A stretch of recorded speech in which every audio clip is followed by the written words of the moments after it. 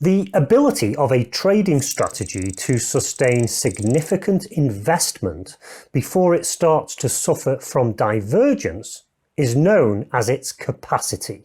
When a strategy performs very well, this can result in a significant investment of third-party capital powered by the Darwinex platform.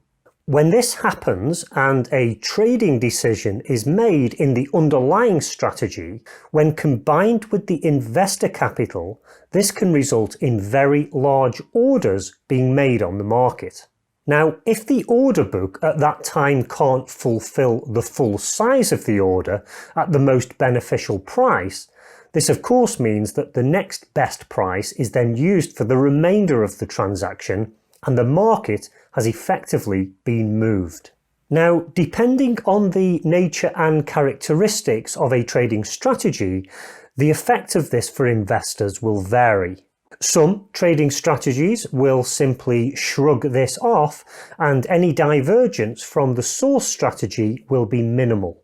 For other strategies, however, it can be significant, meaning that investors experience very different results to that of the provider of the strategy. But what is it about a strategy that determines whether it will suffer from investor divergence or not? Let's find out.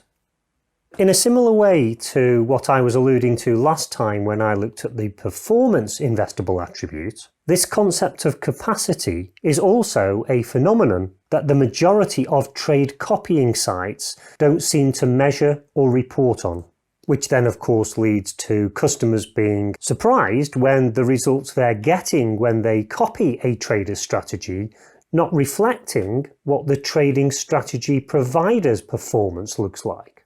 But the Darwinex platform provides this information to allow people to make informed decisions. Now, to illustrate this, I'm going to look at two individual strategies, and by simply looking at the equity curve of these, they actually look quite similar. But in terms of capacity, they perform very differently. So let's take a look at how this is measured and reported in the platform. We're going to start by looking at a strategy that would be affected by divergence to a fairly large degree, and because of that, as you can see, the capacity score is just 1.4 out of 10.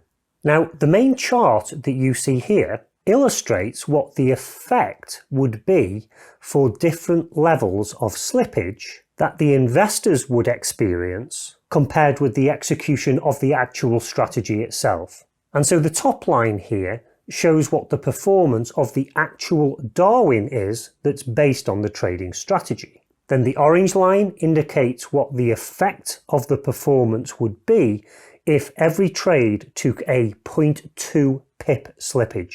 The red line represents 0.5 pips slippage, then 1 pip, and eventually down at the bottom here 2 pips. And as you can see, under those conditions, a 2 pip slippage on each position would turn what is a profitable strategy for the provider into a losing strategy for an investor.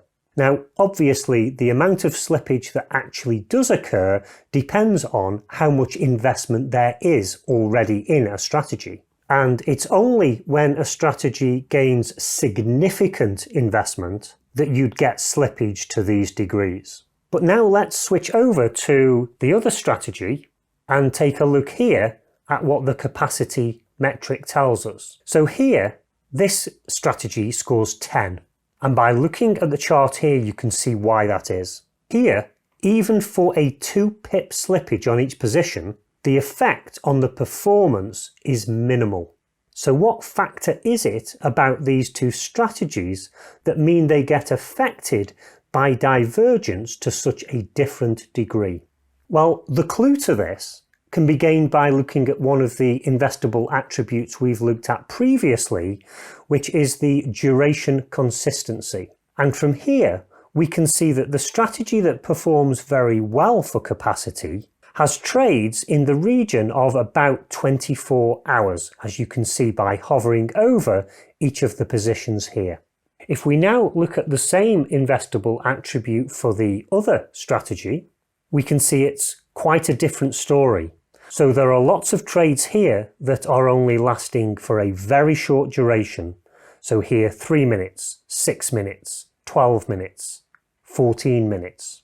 And the maximum duration here is approximately 5 hours, 7 hours. But all of these very short duration positions that you see down here are the ones that are having the biggest impact on the capacity score.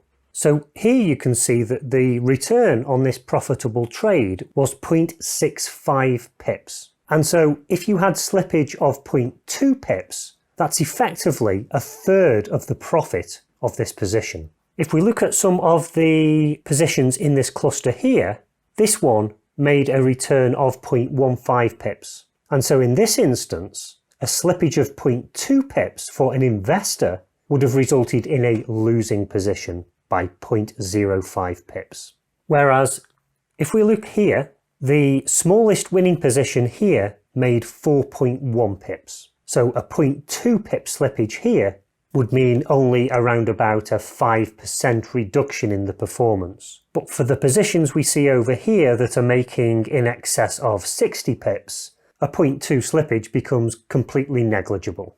And so that's the reason that despite the equity curves looking very similar, the effect of slippage on this particular system is that very little divergence is experienced by investors, so they can expect to get very similar returns to the trader.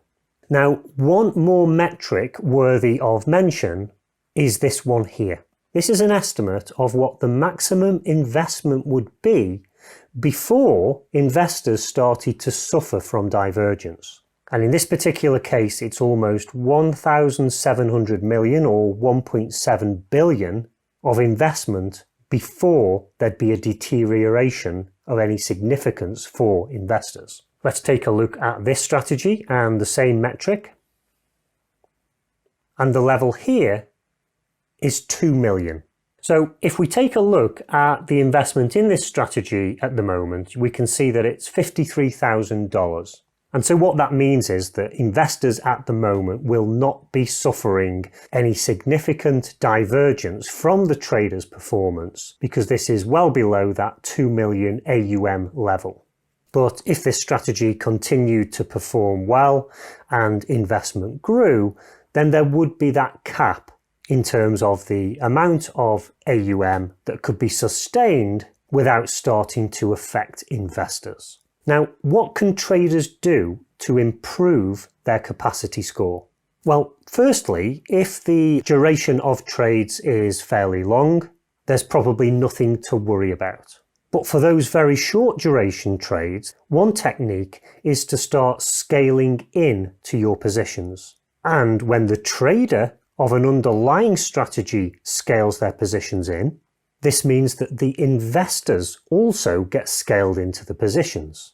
And taking this approach means that the liquidity in the order book doesn't get used up as quickly, and if managed properly, the trader can ensure a better price for the entry of the position.